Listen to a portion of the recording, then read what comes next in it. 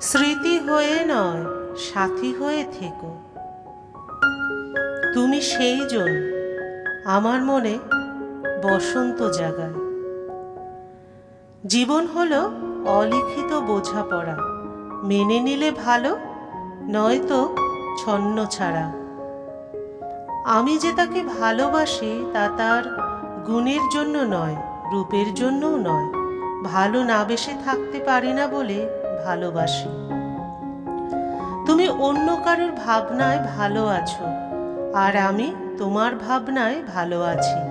আসলে আমাদের পথটা আলাদা, তবে আমাদের গন্তব্য একটাই, ভালো থাকা। একটু শোনো, তোমার সাথে কাটানো প্রতিটা মিষ্টি মুহূর্ত এখনো আমার চোখে ভাসে। এই মুহূর্তগুলো ততদিন থাকবে যতদিন আমার চোখ খোলা থাকবে।